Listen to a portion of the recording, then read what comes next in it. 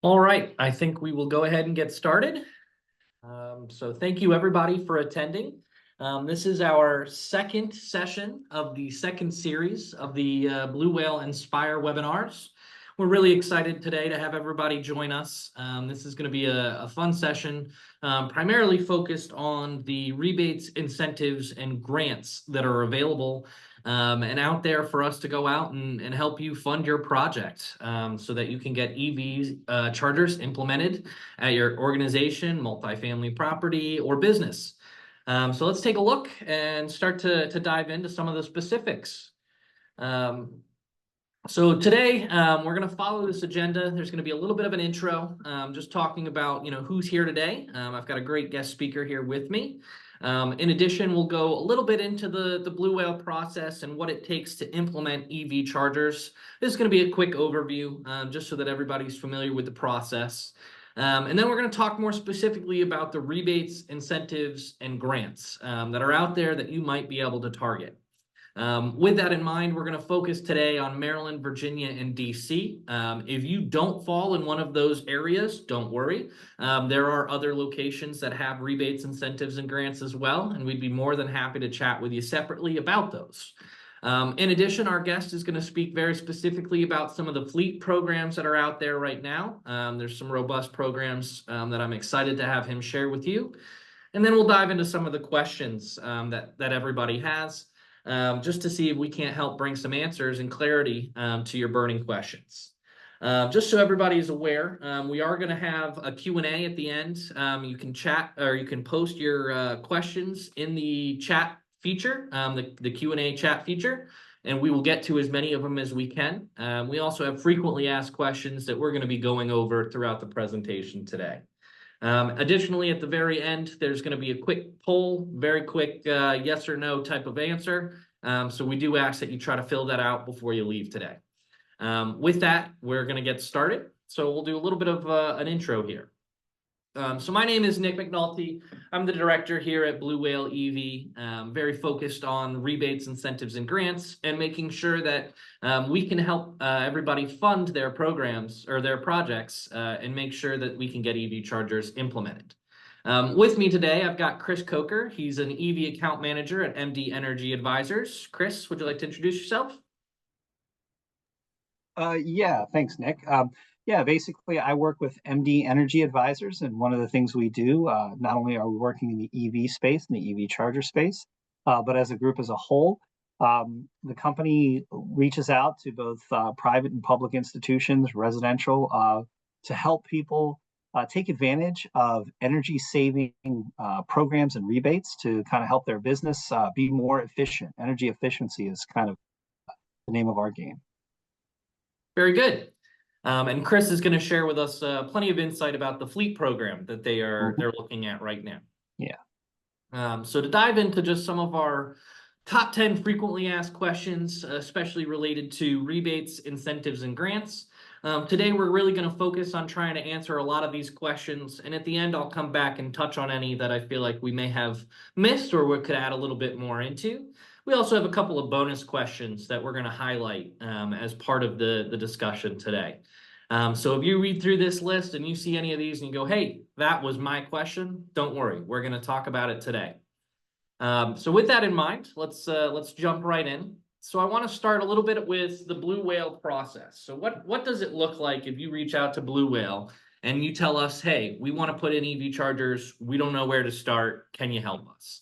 The short answer to that is yes, we can. And this is a little bit about how we do that. So Blue Whale EV is a turnkey white glove approach installer of EV chargers. What that means is we can help you all the way from the start to the finish of your project, whether it's just getting you started and helping you learn a little bit about the process, all the way through helping you with permitting, engineering, design.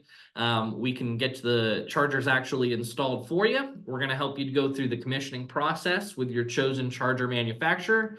And then we're even going to help you identify and possibly apply for some of those rebates and incentives that you're looking at. So moving on, this is our EV charger installation steps. It's a helpful graphic, but essentially what we're going to do is at the very beginning of the process, we're going to start by looking at what your business model is. What's the use case for the chargers? Are you looking to bring people to your community and have them use the chargers as an amenity?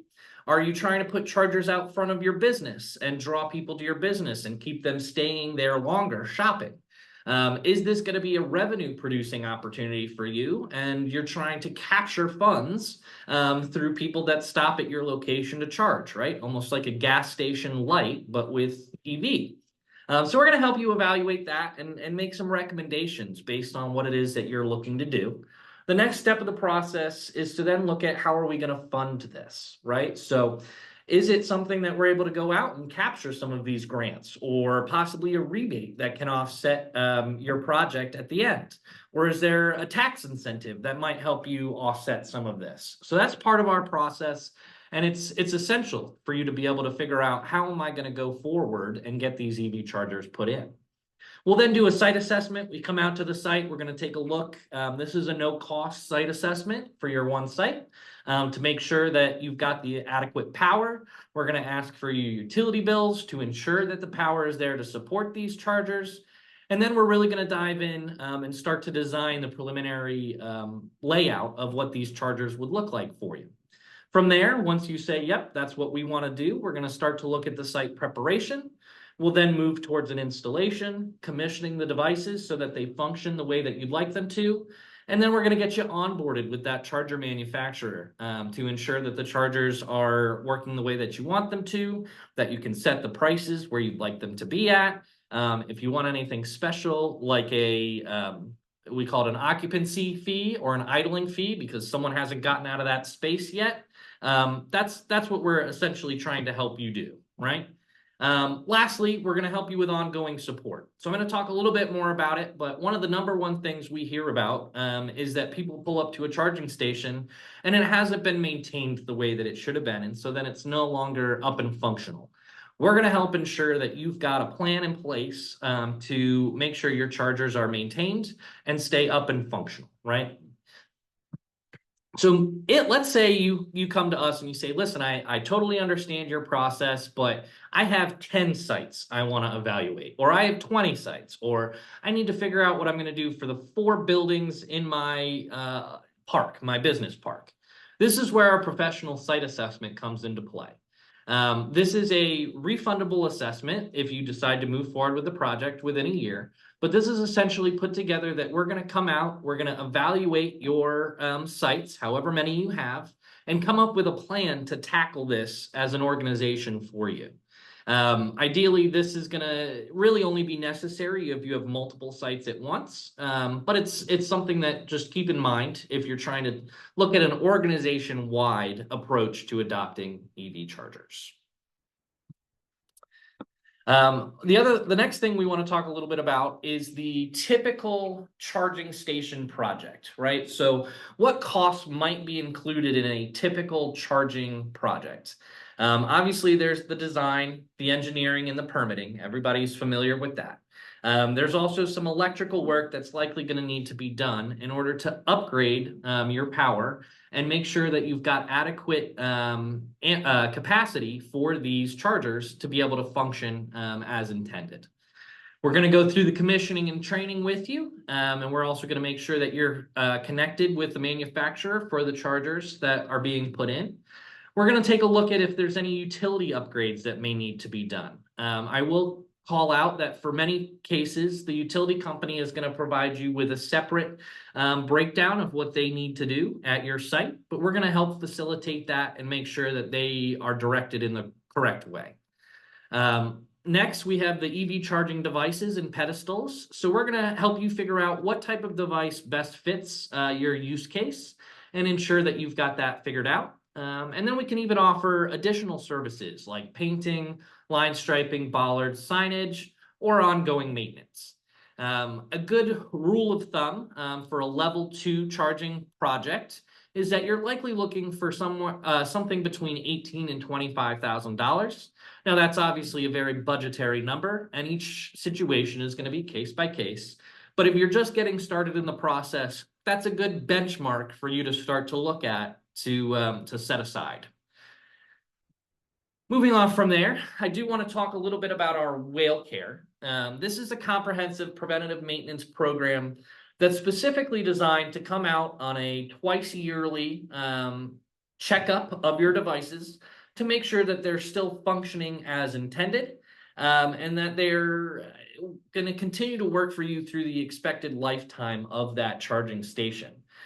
These are all the different things that we can take care of, but essentially we're coming out, we're going to do a check-in, we're going to make sure that all the documentation is correct, that the chargers are still functioning safely. We do a visual inspection and a functional test. We even check and see if any cleaning or maintenance can be done while on site during that stop by.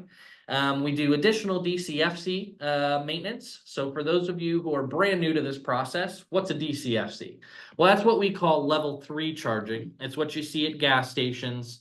And they're the bigger, faster chargers, right? Often called a supercharger or a fast charger. That's what we're talking about there. Additionally, we're going to help you with any documentation or completion that you might have. A lot of cases where you might have several chargers, you're responsible for maintaining a report of those chargers.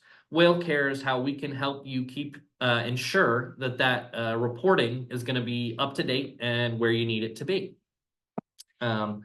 Moving on from there, now we can get into the meat and potatoes of what today's presentation is really going to be about. The rebates, incentives, and grants, specifically in Maryland, Virginia, and DC.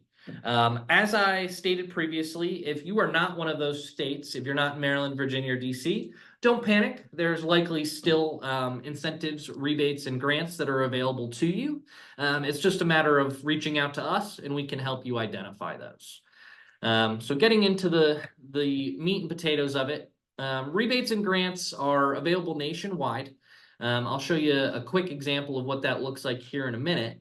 But oftentimes these programs can actually be stacked on top of each other. So in many cases, there's going to be a federal incentive that's out there. This is often looked at as a state credit or a tax credit. There's state programs that are out, and these state programs are available in many states, but not all states. And then there are also utility programs that are often being pushed through the utility providers in your area. So those programs are especially useful as well because they're very specific to the local region that you're in. A second comment to really make for these, a lot of these programs have both residential and then business or commercial programs in place. So depending on what it is that you're looking to get done, there may be a specific program that fits you, but that doesn't fit your neighbor, right? So that's what we're going to help you identify and make sure that you're applying for the most possible that you could get back. So that way you're really funding this project through the available incentives and rebates that are out there. The one thing I do like to mention here is that if there are rebates and incentives that we've identified for you today, they do go fairly quickly. Oftentimes it's a first come, first serve, and there is a time limit on many of them, a deadline. So we want to make sure that if you're trying to get an EV project done, you're very cognizant and aware of what those deadlines or specifics are. So that way we're making sure that they get in on time and you get those funds when necessary. So this is a picture of the United States, and it shows a little key down here at the bottom, but these are the areas where you see the highest rebate coverage down to minimal rebate coverage. So as you can see, across the United States, the greater majority of states that are out there have some level of funding that's available for you in order to bring EV charging to your location. One of the things I like to really point out is there's often a lot of stipulations that tie to these programs, and so it's very good to be aware of what type of questions are they going to be looking for? What type of things should you be aware of when you go to fill out your application? These things, and I'll just read them off here. You want to know the difference between a level 1, a level 2, and a level 3 charger. So just for those of you who may not be aware, level 1 chargers are often what we call just like a dryer plug or a wall plug. That's essentially a standard plug that's set up so that it can connect to your charging cord and then be plugged into your car. It's a 120 volt outlet is typically what's required. And that charging time is going to be somewhere between 12 to 14 hours from 0 to 80%. And then, that last 20% is going to take a little time to cycle through. There's level 2 charging stations. That's what's most common at workplace and at home. That greatly reduces your overall charge time to somewhere between 4 to 6 hours, depending on the size of level 2 charger and how much power your specific car can take at a given time. Next, there's level 3 chargers. We talked a little bit about those previously, but a level 3 charger is your fast charger, your supercharger, your gas station charger. It's the big box you've seen people pull up to. That charging station is going to charge your car in about 30 to 40 minutes. And they're typically only used in situations where you're going on a road trip, if you need a fast charge and you didn't remember to charge the night before, et cetera, et cetera. Then the next thing to be aware of is, are you commercial, residential, or fleet location? The reason we need to know this is because the specific rebates and incentives that may be available to you are dependent on which of those you fall into, which category. Are these going to be private or public facing chargers? Some of the rebates and incentives that are out there today do not care if they're private or public facing. They can be set up for either. But in many situations, if you are getting funding through one of these rebate programs, there's an expectation and requirement that they're going to be public facing. That's essentially to say that anybody could pull up to that charging station and there is a capability that they can charge their vehicle there. Now, whether or not you've set a different price for the public as opposed to your employees or your tenants or residents, that's not part of the determination. It's whether or not it's on some of the apps that are out there, PlugShare or the federal programs, to make sure that they're discoverable and then that the public can pull in and use them, right? Next thing to consider is, have you previously received a rebate for chargers that you've installed? If you have taken advantage of a rebate in the past to put in a charger, oftentimes these rebate programs or incentive programs are tied specifically to a site location as opposed to just an ownership. And so therefore, you may not be able to reapply for rebates if you have received them in the past for a charger that you've put in. Next one on this list is, will the station be networked? Who will have access to that network? So oftentimes a requirement, it goes hand in hand with it being open to the public. Many chargers, we call them smart chargers, have the capability to track who's using the station, how much power has been put out. You can set the prices on it. You can lock them at certain times of the day, et cetera, et cetera. That's what we mean when we say it's networked. And oftentimes the rebates and incentives are tied to chargers specifically that are networked. Lastly, for the federal incentives, it's actually a tax credit that are out there right now. You do have to fall into what's called an approved census tract and use prevailing wage rates if you want to get the maximum amount that can come back to you through these federal incentives. So this is just a quick overview. I'm going to get into the more specifics for the states, but as you can see, almost every location within the United States has some consideration towards what might be available for them to help fund their projects. So let's take a look at some specific states. We're going to start with Maryland. Our headquarters is here in Maryland, and we've got Chris from MD Energy Advisors here, so we want to start there. These are the 4 programs that we're highlighting today. There are more that come out on a regular basis, so we can always check in for you. All you have to do is reach out. But today, this is what we see in Maryland. So the first one I want to bring up is the federal EV tax credit. This is the one I was just talking about that's available if you fall within those requirements. This program is both for residential and business chargers. So if you're a residential user of chargers, you could get the lesser of $1,000 per charger up to 30% of your project cost.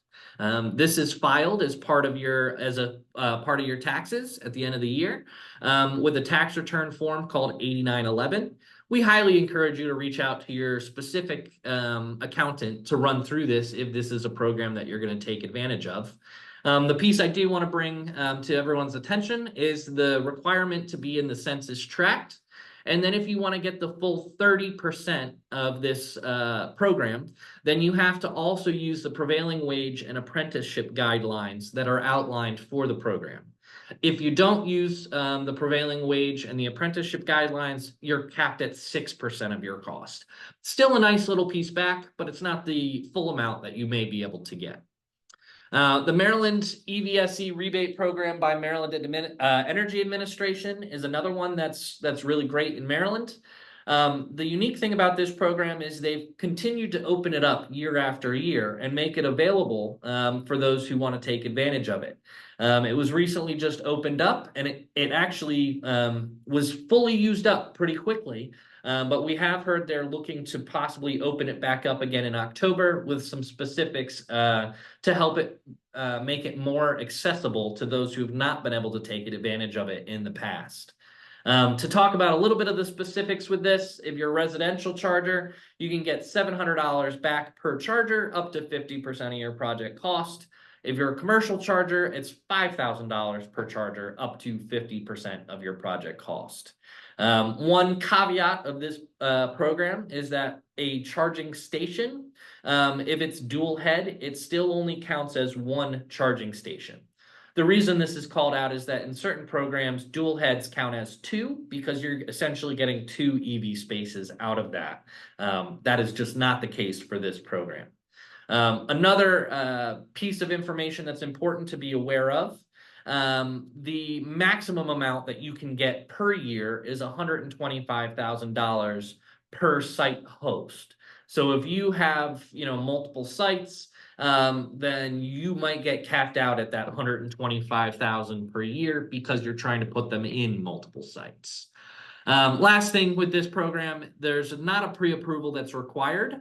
You can file with or you can apply for this after you've put the chargers in, but you do have to apply within 6 months of the time that the expenses were incurred, right? So when you pay that bill, that's when you've now got that clock ticking, right?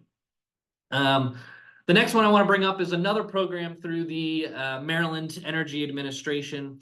This program's a little unique. It's a custom rebate, and it's specifically designed for those who would not be eligible for any of the other programs that are offered by Maryland Energy Administration. So this is, hey, I've got a really unique project. I need to figure out how I'm going to put chargers in. I need some help funding this. I'm not sure how I'm going to get this done, and I don't qualify for the programs that currently exist. We would connect you with Maryland Energy Administration. We'd have a conversation with them, and we'd come up with a plan to hopefully get part of your project funded, right? The last one I want to bring up today, and I'm not going to get too much into it, but it's the utility rebates through Pepco, Potomac Edison, Delmarva, and BGE. There are several specific programs that are out there through these utility companies that are designed to help you offset your costs for level 2 and level 3 programs specifically.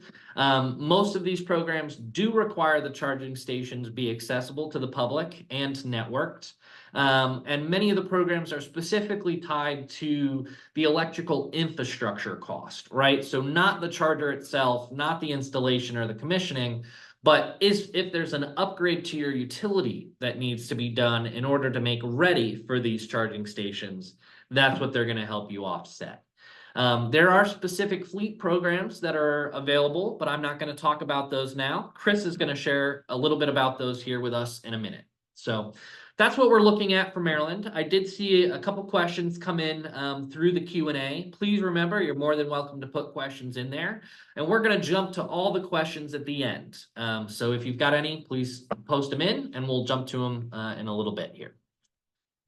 Moving on to the next state. So now we're going to talk a little bit about Virginia. So Virginia has that same federal EV tax credit that we talked about that Maryland has. This program's open to all 50 states, so you're going to see it again here in a minute when we move to DC. So we'll jump right next down to the Dominion Level 2 charging program. Blue Whale EV is partnering with Dominion to help facilitate this program. We're really pushing it hard right now because their goal is to get 100 locations with Level 2 chargers put in at them within the next 2 years, right? So they're really pushing to get this done. The way that they're doing that is through an incentive program where they're going to cover 50% of your cost for both the charger and the make-ready work that needs to be done in order to put this in. And then they're going to allow you to pay them back over the course of 10 years for the remainder of that cost. So it's a great way to go about this if you're not sure how you're going to get funds and you're in Virginia. You'll see at point number 3, Virginia is one of the few states right now that does not have a state program available. So Dominion has really stepped up their game to help try to get these chargers put in and make sure that they're accessible and usable in workplaces, government facilities, multifamily, and other pre-approved applications, right? There are some requirements that are tied to this program. It must be a networked station. It must be accessible to the public. And then there's specific chargers that they've got that are approved that you're going to want to take advantage of to get to take advantage of that incentive program to help pay for the charger. However, if you're specific about which charger you want and it does not fall within their approved list, you can still put it in. You pay for the charger in full, and we can help you with that. But they will still cover that 50% of the make-ready work and that 10-year turnaround for the make-ready work as well. I already talked about that there's not a Virginia state program, but what I do want to bring up is that there are county and city programs that Virginia does a really good job of bringing to light. So just as an example, Fairfax right now has a program called Charge Up Fairfax, specifically tied to multifamily organizations. That if you are interested in putting in level 2 chargers, and for whatever reason you don't fall into this Dominion level 2 charging program, the city of Fairfax will help you fund that. They'll give you $5,000 per charger that you want to put in. So we're more than happy to help facilitate that. We're tied in really well with the Charge Up Fairfax group. We can make introductions and get that started if you happen to fall within that group. Some other programs that are out there, there's the Appalachian Power Residential. This does not fall into commercial or business, but if you're a resident that uses Appalachian Power, you can get a little bit of money back towards your charging station. Additionally, Dominion has a fleet charging program. This program, there are 165 states that or 165 chargers that they're trying to get put in the next 2 years within the state of Virginia. They do have a specific focus around school bus programs and other non-municipality fleets. The one caveat to that program is it's required that the chargers are multi-directional. So that is a part of what we're looking to get done. Let me make sure that you guys are looking at the right slide here.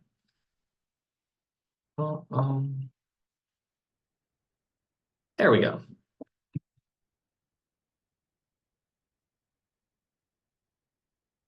Very good. Okay, moving on. So we will jump into DC now. So DC has the same federal EV charging tax credit available. This is through the federal government as well. It's the same requirements that we previously covered for the other states. So we'll talk a little bit more about the other programs that are available. There's the DC Alternative Fuel Infrastructure Tax Credit. This is DC's approach to the state program. And it is specifically a tax credit, right? So similar to the federal program, this is one you'd file for at the end of the year with your taxes. We encourage you to talk to your accountant about the program, but it's the lesser of $1,000 per station, up to 50% of the overall project for residential, or up to $10,000 per station, or 50% of the project cost for commercial. It is a tax credit, and it requires that the chargers be designed for the public, essentially meaning that at least the public can pull in, plug in, and use that charging station. There's also the Pepco Public Charging Make Ready program. This is designed specifically for any utility upgrades that you may need to do in order to put in the power for your chargers, right? So for level 2, it's a max of 5 per location. For level 3, it's a max of 4 per location. They do require that the chargers be networked and accessible to the public, and they do require Pepco's pre-approval. So this is one of the few programs where you have to go out ahead of time and actually get them to say, yes, we will agree to fund this. You can't just assume that they're going to, right? All right, so we've talked a little bit about each of the specific states. I also wanted to quickly highlight some of the grants and other programs that might be out there that you can take advantage of. The first one is the NEVI grant. For those who are not familiar with what NEVI stands for, it's the National Electric Vehicle Infrastructure Program. This program is being pushed down at the federal level to the states, and then the states are figuring out how they want to roll it out in each of their locations. The primary purpose of this is to really focus on EV corridors so that when you travel, there's a guaranteed spot that you're going to be able to go in and charge your vehicle while you're traveling. The projects must provide information publicly on those EV chargers, and they also must meet Buy America standards. Similarly, there's another program called the CFI grant. It's the Clean Fuel Infrastructure Grant, and it's part of the Bipartisan Infrastructure Law. It's currently available in 29 states, 8 recognized tribes, and the District of Columbia. And there are 2 tracks that you can be a part of in order to take advantage of this program. So you can either be a community charging location, like a public school, public roads, parks, or any publicly accessible facility. Additionally, you could be a corridor, similar to the NEVI grant. If you're trying to put chargers in a location where people typically travel, there's interstate travel, that's where you might be able to take advantage of that. Now, the one caveat to the CFI grant is that the federal government will cover up to 80% of your cost, but you as the owner of that station must cover the remaining 20%, right? So with some of these larger projects, that can still be a considerable amount and something that you'll have to be aware of. The last piece for the CFI grant, in order to apply for it, you have to have a very in-depth plan put together prior to putting in your application. So they're going to want a budgetary number. They're going to want a complete plan for what your layout's going to be, and estimates for what it's going to take to get that project to completion.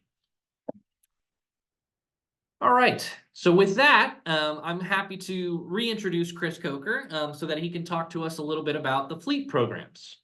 So Chris, here is your star slide. Just let me know when you're ready to move to the next one. Perfect. Yes. So thanks everybody for joining today, and thanks Nick for setting all of this up. Once again, my name is Chris Coker. I'm one of the EV account managers with MD Energy Advisors.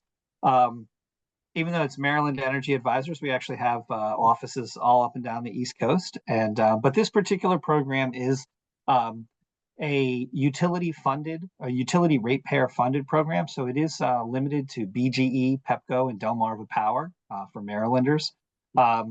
Into those groups. It's specifically designed for commercial vehicles because it's obviously fleet based. But basically, if you have a commercial account for any of your, whether it's an organization, whether it's private or public, you'll meet the needs in those particular benchmarks. Let me put it that way. We are actually working with a company called ICF to produce what we call the fleet assessment. You wouldn't mind clicking to the next slide there, Nick? Yep. So essentially, the program is actually 3 separate elements.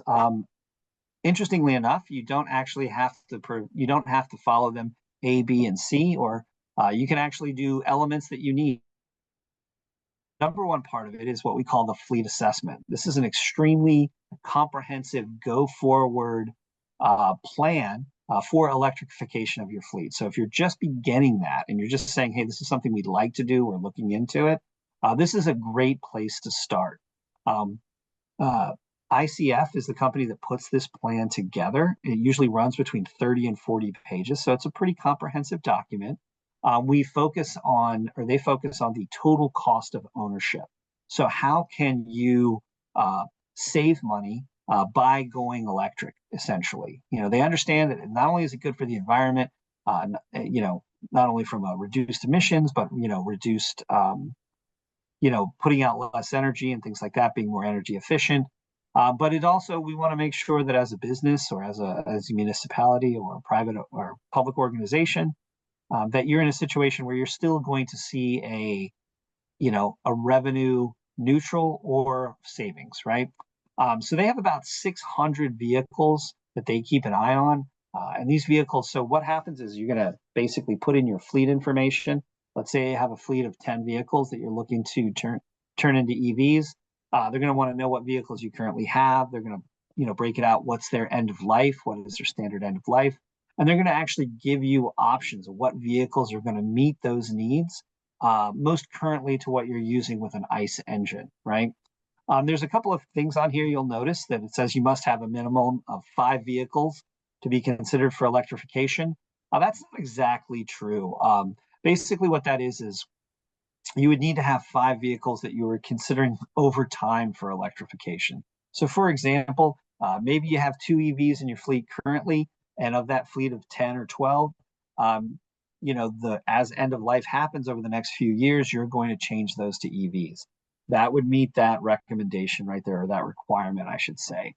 There is a $2,500 upfront fee for the fleet assessment, but that actually it's designed to be refunded. We actually call it a deposit most of the times because that's really what it is.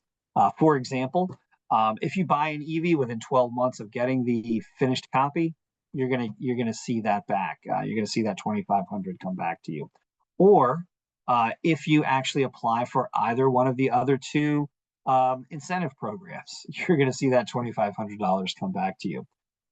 So the fleet assessment, like I mentioned earlier, it is an extremely detailed go forward piece of information. It's a report that's going to kind of show you over the course of 10 years what you're going to save, what to do, and how to kind of move forward. At the same time, if, for example, you've already contracted with somebody and you already know how you want to move forward with your fleet, maybe you're already talking to the guys at Blue Whale and they've given you a good idea exactly how to move forward, and you don't really need the fleet assessment. You can actually apply to the other 2 incentive programs. And we'll just go ahead and click on that next, if you wouldn't mind there, Nick. So these are the next 2. They're 2 parts of the other parts of the program is a make ready and what we call the EVSE installation and rebates, right? These are 2 separate rebates that you can apply for. And generally what happens is you would apply for them post installation of the units themselves or post installation of the work, right? So let's talk about the first part. You'll see there at the top, it's the make ready incentive. Basically what it is you can get up to $15,000 or 90% of the overall cost for make ready, meaning if you need to do trenching, if you need to do upgrading your EV infrastructure, Nick and his team can tell you all about that and what that's going to cost. You can go ahead and do that, and it can be up to $15,000 or 90% up to $15,000. Now, with this particular program, there are a few caveats for disadvantaged communities. And if you're working with a disadvantaged community, you can actually get up to 100% of that $15,000. So there are some elements in there that are designed to make sure that we are making sure that everyone gets a chance to see these, to get to these funds and to these rebates and things like that. One of the nice things about this particular program, you'll notice there where it says a maximum of 2 sites per fleet entity. So for example, let's say it's a university, right? And you have, you want to put some of these, you want to put some chargers for your, maintenance vehicles and others for, transportation of students and staff. You can actually apply for these twice. And what that means is you can get that $15,000 for make ready twice. It's not, you split it between 2 locations. You can actually apply for it twice and get it twice. It just would have to be 2 physically separate sites, right, with a physically different address. One of the nice things here, and this kind of segues into the EVSE portion of it. As you can see, that second portion that actually covers the EV chargers, it's a very similar setup for level 2 charging. You can get 50% back per port. So this one is a little different. You can, if you have a dual port system, that means it's you could get up to $10,000 back, and that's a 50% rebate. And the nice thing about this second part is that if it's level 2, that actually covers installation as well. It also covers things like extended warranties, network services, and things of that nature. And what I mean by that is, so like you could get a 5-year extended warranty, and that would be part of the total cost, right? Because truthfully, level 2 chargers at 10,000 a port, that's a pretty big unit right there. And you could get that, but when you start adding on those additional fees like warranties, network services, you're going to find that overall per port price can get higher. Obviously, you see there just below that, you'll see where it says DCFC charging. Same thing. It's a 50% rebate up to 15,000 per port. So the total incentive on this particular one is $30,000. Once again, you can do that in 2 different locations. So for example, you want to put one in your facilities, yard, but you also want to have one next to the student union using the university example. Again, you can have it set up that way.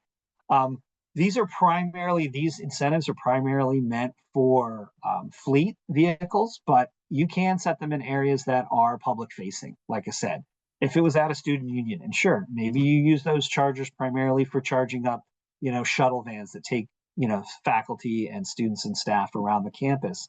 But at the same time, it could be used by faculty and staff to charge their own personal vehicles, especially if the fleet vehicles mainly charge overnight. They can be used by the public during the day, for example. I will say this, there is a list of approved chargers that you can choose from. There's over a dozen on that list right now. I know that a number of the chargers that Blue Whale actively works with are on that list. And part of the reason for that is that the units themselves have to be networked, right? They have to have online reporting capability. One of the caveats is you do have to provide reporting back to, in this case, the utilities, so we can get an idea of, the traffic, the amount of energy that they're being used, and things like that. One thing, and Nick has covered this pretty well, is that these units, all of these incentives can be layered. The Maryland Energy Administration, and we were talking about ways to work together, so they can layer those rebates and things that Nick was talking about earlier. You can actually layer this on top of that. And so essentially how it would work is you would complete the work, and within a certain number of days, I think for BG&E it says 30, for Pepco and Delmarva Power it's 90. But there's a little bit of wiggle room on that. If it's 45 days past, they're not gonna say, sorry, you didn't get it in early enough. And you basically go online, you fill out the information. They're going to need to see, obviously they're going to need to see your utility bills, they're going to need to see invoices and things like that. But it's a pretty straightforward process to see these rebates come back to you. Obviously, you can reach out to me for additional questions and things like that. I'm trying to think of, I just want to make sure I'm covering all the bases here. But like I said, they can be layered with other groups. And like Nick said, actually, when I was speaking with the gentleman from MEA the other day, like Nick mentioned, that new rebate is coming out. They're going to pull that out again in October. That seems to be a go. So there's going to be more funds that you can access there. But in fact, I was actually talking with somebody on the Eastern Shore of Maryland, a municipality out there, and he was like, well, I'm already working with the MEA, and so I don't think I can work with you. And I was like, no, actually, you can layer these together to really kind of reduce the impact to your organization. And like I said, this is great because it's both public and private. I know I've mentioned, municipalities and universities, but if you have a private fleet, that you're looking at electrifying, you can do the same thing here. And once again, it starts with that fleet assessment, which is a really detailed go forward plan. And then you can move into these as well. But you're also not locked in to do all 3 at any one time. This particular program, just to let you know, it does run through 2025. So we've got about a year left on our current program life. And right now, and like Nick had mentioned, sometimes things run out. But like right now, we're still pretty flush as far as that's concerned. So there's a lot of these incentives that are still out there for different groups. They are broken down by region. Like Delmarva Power has like 15 or so. BG&E has 50. Pepco has 35. So there's a little bit of breakdown depending on the size of the area. But in actuality, right now, all of these are available in all 3 utility areas at the moment. So That's about it. Very good. Thank you, Chris. Sure. Really exciting that these programs can actually tie on top of each other, right? I Yeah. think it's a big deal. So before we jump into the Q&A, I want to make sure we leave a little bit of time for it. We are going to have another session here, session 3 out of 4, coming up on October 17th. This particular session will be about key drivers behind the EV infrastructure. And we're going to have some great partners from ChargePoint on that call to speak about what we've got going on there. So with that in mind, let's jump into some of the questions. Make sure that we get everybody's questions answered today, or if we don't get to your question live, we will follow up with you. Unfortunately, with that little hitch we had in Zoom, I did lose a couple of questions that looks like came through. So if I didn't answer your question, or if you want to retype it in the Q&A, I will make sure to touch on it here in a second. But let me start with the very first one I see. Will the slides be shared after the presentation? Yes. I will share a PDF version of the slides with everybody that registered today for the presentation. We'll make sure you get a copy of these so that you're aware of what programs are out there. And it'll also have contact information on it for both Chris and myself if you would like to reach out to either of us. While we wait for people to send in a couple of those questions that looks like they may have disappeared out of the chat, I'm going to go ahead and start just going down this list of FAQs to make sure that we've touched on many of these. So number one, what is the cost my company or organization may see to implement EV charging stations? We shared that rough example at the beginning of a breakdown of a fairly complex project, but a good rule of thumb is about $7,000 per parking EV space for your charging stations, right? So if you were to say to me, I want to get 2 in, you're probably looking at around that $14,000 mark, assuming that you've got the adequate power and that it's there. I see a question here in the chat. Will federal and state layer their rebates? Yes. So that federal tax credit you can apply for with your taxes. Then you can also apply for your state rebate or incentive the same way. If you happen to be in DC, then both of those will be a tax credit, but you file one with your state taxes and you file the other with your federal taxes. Going down my list again, will the EV chargers become a source of revenue for my business? It depends very specifically on whether or not you've set them up that way. It's your choice. Now, my rule of thumb is if you've got a public-facing charger, you should charge for it. You're getting charged by the utility company for the power that's being used. At a minimum, you want to break even, and then anything that you put on top of that per kilowatt price is going to be a revenue to your organization. See, another question came in.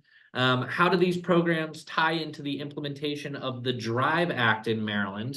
And can we go over the grid to vehicle and vehicle to grid electricity and how that will be priced? That's a great question. Very happy to answer that in some more depth. I'd have to get into the specifics of the DRIVE Act with you in order to share how those tie into it. So I'll reach out to that individual separately afterwards and make sure that we get you an answer on that. Do we own or lease the charger? You will own the charger in all of these situations. The only one that deals with the leasing of the charger would be that Dominion program where you're essentially leasing it for the 10-year span of that program for the 50% remaining that they don't cover at the upfront. But then at the end of your 10-year, call it a lease, they give you the option to either buy the charger outright for whatever might be remaining, upgrade to a new charger and renegotiate at that point, or remove the charger completely from your site. There are some of the EV companies that are out there right now that will work with you to do something called as a service, where essentially they lease you the charger. But if you go that route, you will not be eligible for the rebates and incentives that we talked about today because they own the charger, they put it in, and therefore they would be eligible for the rebate as opposed to the owner that's leasing the charger, right? going back to my list here, is there a difference in cost for L2 and L3 EV chargers? Yes, there is. As a general rule of thumb, your L2 charger is about 10 times cheaper than an L3 charger for both the infrastructure and for the charger itself, right? So L3 chargers are almost exclusively used in situations where you're either roadside charging, or if you've got a fleet with several vehicles, you might want a mix of L2 chargers with one level 3 charger or two level 3 chargers to help support, right? Does Blue Whale EV offer an ROI calculator to assist with the income calculation? Yes. Our account executives on every single opportunity that we put out will offer you the opportunity to walk through an ROI calculator with you. We're more than happy to do that, so you know what it's going to look like at the end of the day. How important is the percent utilization of my stations to the break-even point? It's very important. So you want people to be using the stations in order to hit your break-even point, right? The rule of thumb is we generally want to see about a 60% utilization of the stations in order to hit that break-even point somewhere between 3 and 5 years, depending on how many rebates and incentives you might be able to capture to offset your original. That percentage utilization is also very important as to why you want to put these chargers in a location that's accessible, and also consider highlighting them through the use of painting, line striping, signage, extra lighting, things like cameras. These are all additional things that Blue Whale can help you with, but you just generally will want to consider as part of your EV project. I see another question come in. Once the charger is installed, what are the residual fees? That's a great question. So the charger itself, once it's put in, is pretty self-explanatory. There's not a lot of fees that are associated with the hardware. The software is going to have an ongoing cost. Typically, that cost is somewhere between $350 and $450 per year, per station. Right, so that's essentially what you're looking at for what they call network fees for any of the networked chargers that we talked about today as a requirement to get these rebates and funds. The second piece of that is if you are considering preventative maintenance, which I highly encourage, then you're going to be looking at a nominal fee per year to have us come out and take a look at these charging stations 1 to 2 times a year based on the frequency that you're looking for. Moving back to my list, what incentives, rebates is my business eligible for at this time, and do they stack? I think we covered that in depth today, but if you have specifics for your company or your project, reach out to us. We're more than happy to get into the specifics there.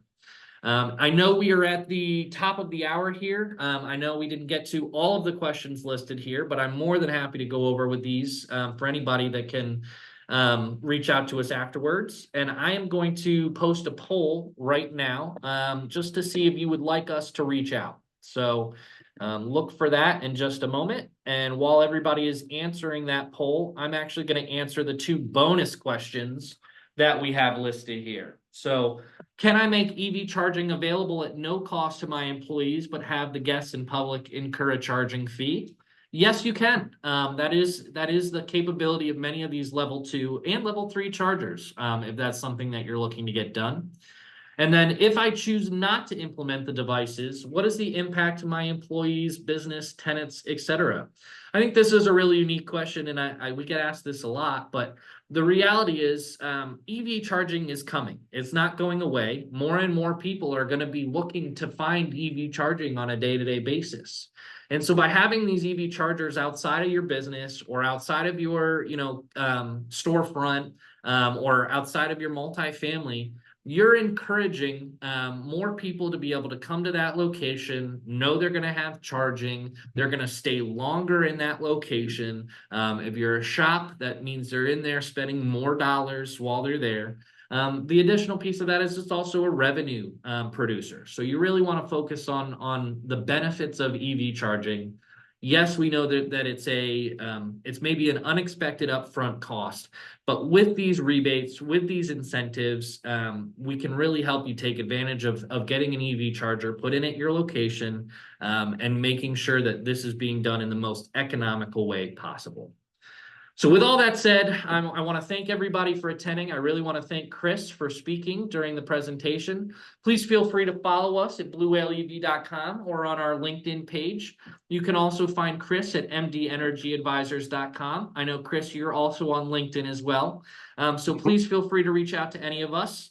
If you've answered the poll that you would like us to reach out, we're going to follow up with you shortly, and we will send out the presentation to everybody that attended today. With that, thank you, everybody. I'm going to let you get back to your day, and I hope you learned something about EV charging and rebates, and how they might be able to help you put in chargers at your location. Have a great rest of your day. Thanks, everyone.